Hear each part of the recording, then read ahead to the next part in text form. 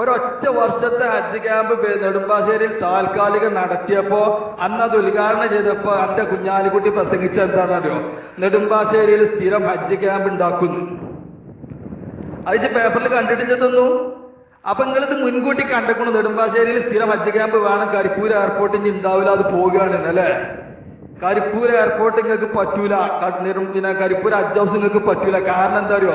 ആ ഹജ്ജ് ഹൗസിന്റെ ഉള്ളിലേക്ക് കയറി ചെല്ലുമ്പോ അവിടെ കാണുന്ന മാർബിൾ ഫലകത്തിന്റെ എഴുതിയ പേര് VS അച്യുതാനന്ദൻ, പാലോളി മുഹമ്മദ് കുട്ടി, PTA റഹീം.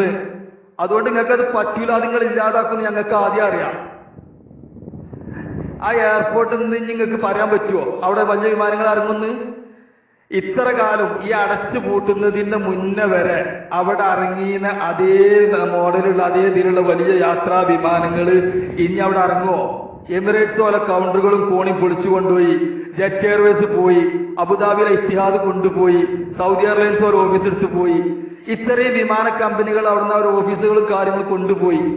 നിങ്ങൾ ആരോട് സമാധാനം പറയാന്? ഈ പ്രവാസികളോട് നിങ്ങൾ എന്ത് സമാധാനം പറയും? ഈ കരിപ്പൂർ എയർപോർട്ടിന്റെ കാര്യത്തില് അതൊന്നും പറഞ്ഞിരിച്ച് ഈ ഹജ്ജ് ഹൗസിന്റെ കാര്യത്തിലും ഈ ഹജ്ജാജിമാരെ നിങ്ങൾ ഇവിടുന്ന് കൊണ്ടുപോകാനുള്ള നെടുമ്പാശ്ശേരിക്ക് എടോ അവനാന്റെ ഉമ്മരത്ത് വന്ന് ഇറങ്ങേണ്ട എയർപോർട്ടിന്റെ അത് മുടക്കിയിട്ട് പിന്നെ നിങ്ങൾ ഇവിടുന്ന് എന്താ പറയാ മലപ്പുറം KSRTC സ്റ്റാൻഡിൽ നിന്ന് നെടുമ്പാശ്ശേരിക്ക് ലോ ഫ്ലോർ ബസ് ഉണ്ടാക്കിയിട്ട് അത് വികസനം എന്ന് പറഞ്ഞ് നടക്കുക. ഉളുപ്പ് എന്ന് പറഞ്ഞ സാധനങ്ങൾക്ക് കുറച്ചുണ്ടോ?